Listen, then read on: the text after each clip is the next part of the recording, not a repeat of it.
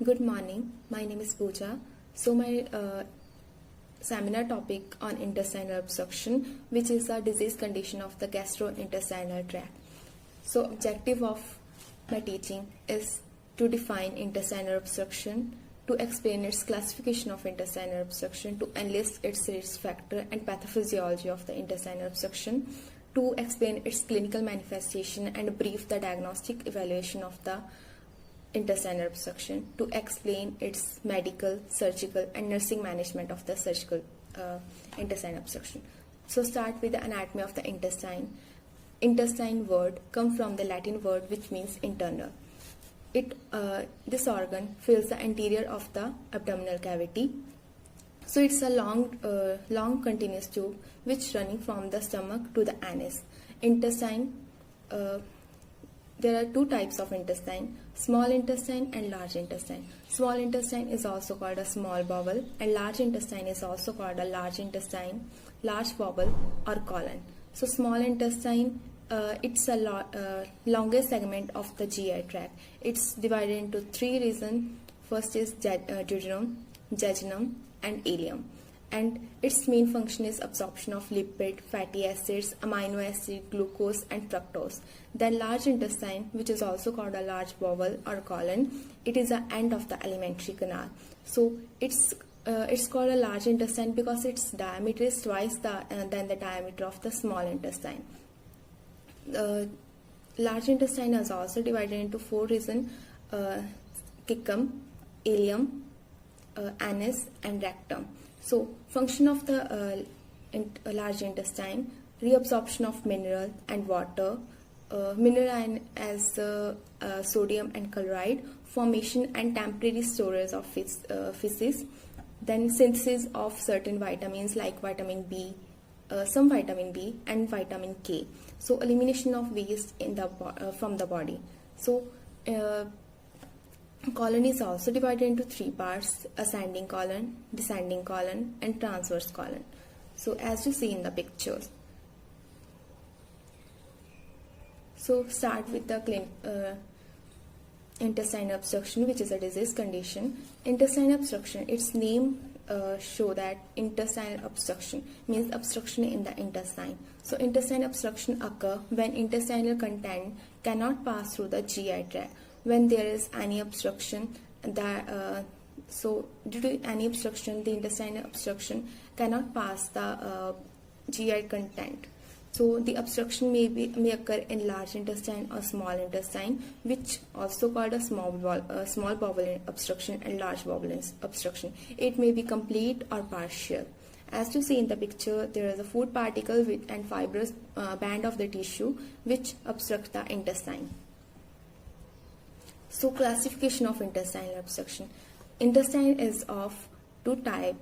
Classification of intestine is divided into two types: mechanical obstruction and functional obstruction. Mechanical obstruction due to manually obstruct, and functional obstruction due to any muscle dystrophy or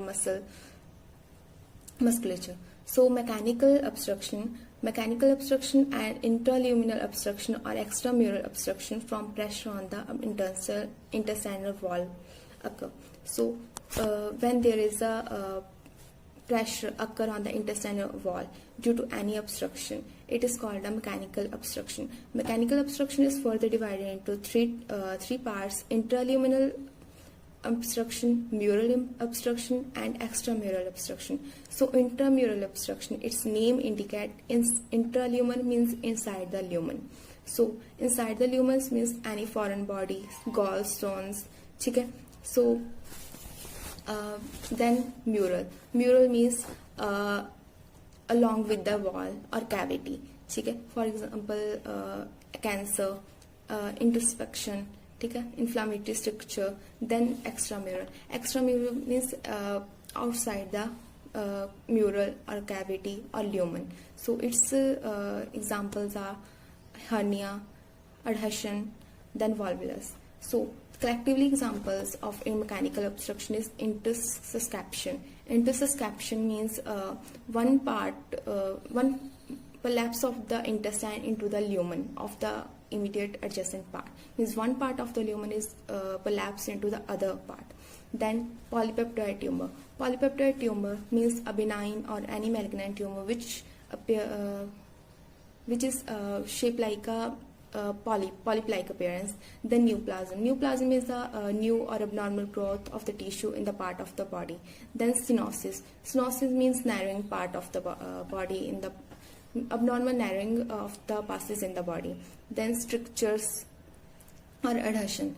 It means any scar or band of the tissue after the surgery or any pelvic surgery. Okay? Then hernia. Hernia is the abnormal protrusion of the part of the body from the abdominal wall. Then abscess. Abscess is a swollen part of the body which accumulate the pus. Then foreign objects. Foreign objects like coin, or also there is example that children also may ingest small round shaped food like peanuts, grapes, okay, created by ingested unusual. Functional obstruction. So the intestinal musculature cannot propel the content along the bowel. So when there is a muscle dysfunction, then examples: amyloidosis. It's the accumulation of amyloid in the body which restricts the muscle to function properly. Then muscle dystrophy. Muscle dystrophy is the weakness and loss of muscle mass. Due to muscle dystrophy, there is intestine can't propel the or pass the content through the bowel. Then diabetic. Endocrine disorders such as diabetic or neurologic disorders such as Parkinson disease. Hard diabetic due to long-term diabetes, it damages the nerves in the intestine. Due to damage, it causes the slow down the process of food propulsion. So then neurologic disorder of the Parkinson disease. As we know that autonomic nervous system regulate the smooth muscle function. So when there is a disease condition which is not working properly, intestinal tract may work slowly, which cause constipation. Okay. This blockage also can be temporary and results of manipulation of bowel during surgery. So mechanical causes of the intestinal obstruction: intersusception, the prolapse of intestine into the lumen of immediate adjacent part, as we show in the picture A part. Then volvulus. This is a torsion of the loop of the intestine causing an obstruction, or may also have strangulation. Then hernia, an abdominal protrusion through the abnormal protrusion through the abdominal wall. As we show in the picture, these three are defined. Then other causes of mechanical obstruction, as I explained, that carcinomas, foreign bodies, compression, stenosis, tumor, atresia, these all are the other causes of the intestinal obstruction. So atresia is the abnormal narrowing of the opening of the pass. It is the abnormal narrowing of opening or passes of the body. Okay?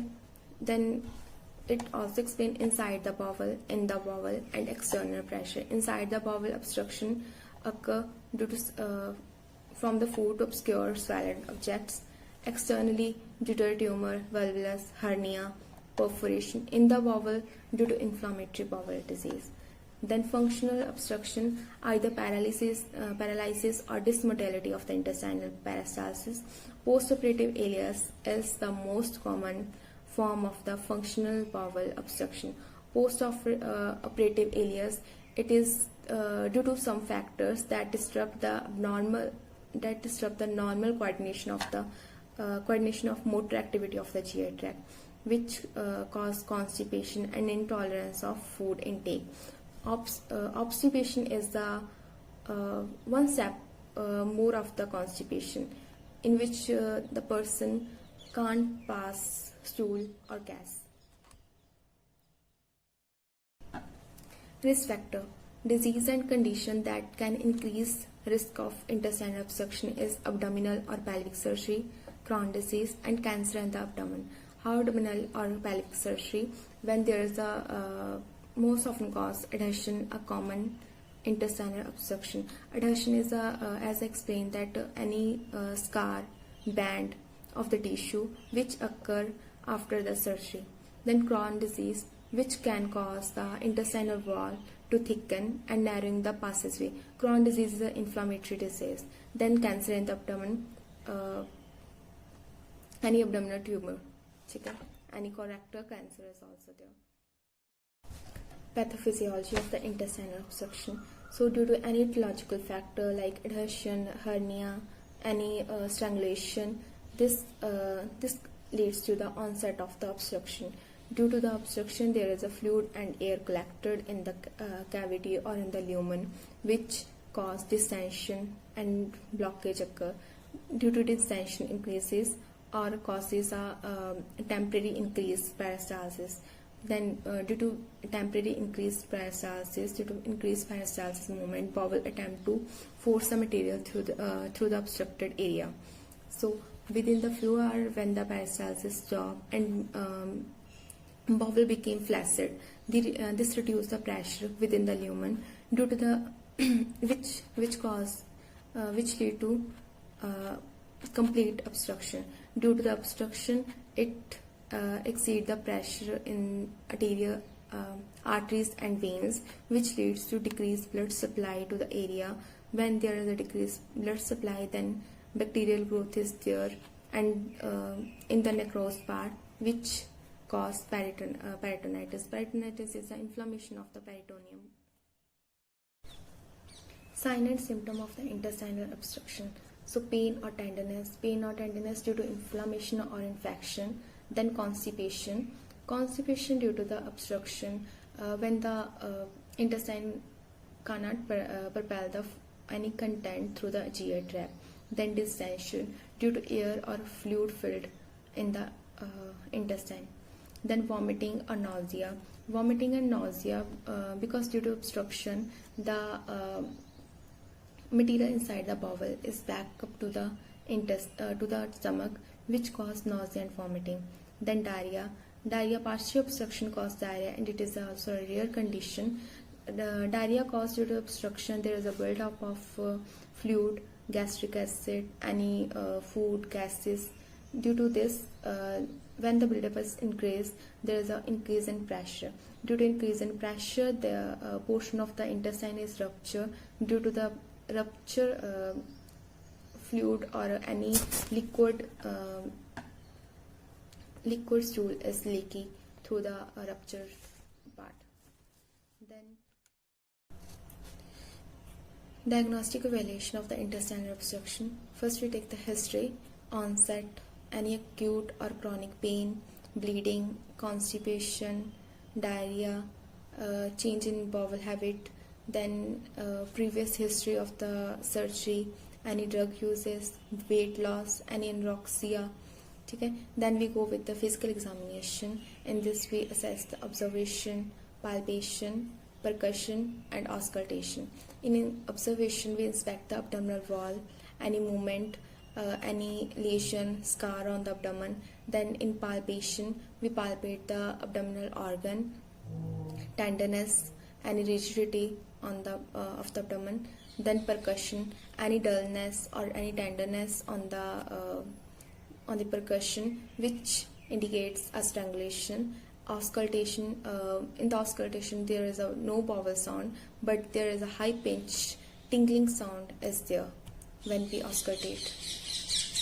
Then next is investigations. In investigations, we investigate the blood examination and radiological examination.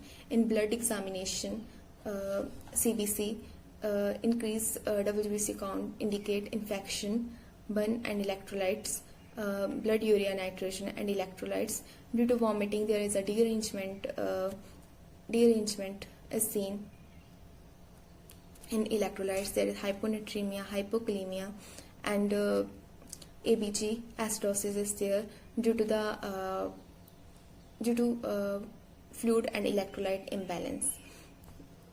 Then serum amylase level raised in the intestinal obstruction, mainly small intestinal obstruction. LFT, liver function test, there is a increased bilirubin and ALP, alkaline phosphate level. Then radiological examination, we go with the abdominal X-ray, abdominal ultrasound, and computer tomography, CT scan to detect the to confirmation the diagnosis. Next is MRI, magnetic resonance imaging, which is used to identify the tumor, any abscess, any hemorrhage, and vascular abnormalities, and small bowel tumor. Then endoscopy. Endoscopy is a thin tube which is inserted into the body or cavity with camera to inspect the organs. So it's available in several forms. Fiber optic endoscopy is a diagnostic procedure for direct visualization and evaluation of the GI tract. Air or barium enema. Barium enema is an enhanced diagnostic procedure for detecting any changes or abnormalities in the large intestine. So the barium liquid covers the lining of the colon and result in the clear Silhouette effect of the colon. So Silhouette effect is a dark shape or outlining of something visible in light against the bright background. Medical management of the intestinal obstruction: giving fluid through the IV line, putting an NG tube, then into the stomach to suck air and fluid out, allow the intestine to decompress. Due to decompression, it improves the circulation. If the obstruction is not relieved by putting NG tube, then surgery may require. Then urinary catheterization to measure the urine output, because due to dehydration there is a decrease in urine output. Then stabilization the patient and monitor vital signs. Applied pain reliever is given. Then antiemetic to prevent vomiting. Then administer broad spectrum antibiotic when necrosis or perforation is suspected to prevent infection or inflammation. Surgical management of the intestinal obstruction: laparotomy, bowel resection, and colostomy. So first, laparotomy. Laparotomy, a surgical incision in the abdominal cavity. So laparotomy is a surgical procedure in which a surgeon make a large incision through the abdomen wall to regain or remove the organ. So this operation is done to examine the abdominal organ as a help to diagnose. For example, to establish the spread of tumor, exploratory laparotomy. Okay, so laparotomy is also of two types: open laparotomy and laparoscopic laparotomy. Open laparotomy, when the surgeon make a large incision through abdominal wall, and laparoscopic when the surgeon make a small incision, and through those incision surgeon insert a camera to observe the internal cavities or internal organ to diagnose. Then second one is bowel resection. Bowel resection, it is a bowel repair surgery to remove or relieve the blockage in the bowel. So it is the main common cause of bowel obstruction is scarring from previous abdominal surgery. The bowel can twist or link under the scarring, and this can lead to blockage. So its name indicates resection. Bowel resection means the diseased part of the small bowel is removed and healthy part of the bowel is reattached. It is also called a bowel resection. Then third one is colostomy. Colostomy, it is a surgical procedure that brings a portion of large intestine through the abdominal wall to carry fecal out of the body. So colostomy is an opening in the large intestine.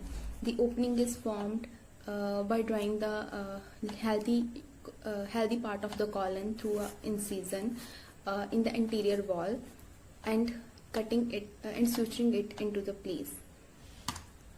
So colostomy is meant to treat the various disorders of the large intestine, including cancer and obstruction. So as you seen in the picture, before disease part of the colon and after colostomy is made and colostomy bag is attached to the healthy portion of the colon to collect the fecal material. Then complication of the intestinal obstruction. So there is an intestinal obstruction. So obstruction is there, then there is a tissue death, necrosis of the tissue. So it cut off the blood supply to the part of the intestine, leading to necrosis and further infection. Okay, due to obstruction, necrosis is there. Then infection. Obviously, there is obstruction, there is a bacterial infection is there. Peritonitis is the medical term for the infection in abdominal cavity. Peritonitis is an inflammation of the peritoneum. It is a life-threatening condition that requires immediate medical and surgical attention. So then others, intestinal perforation. Intestinal perforation is a rupture bowel due to increased pressure in the intestine. Then sepsis, multiple organ failures are other complication of the intestinal obstruction. Then next with the nursing management. Nursing management, first we go with the assessment, history, ask for patient past history of the abdominal pain, distension, any cramp, loss of appetite, vomiting, diarrhea, any constipation. Then ask for any physical family history of the GI disorder.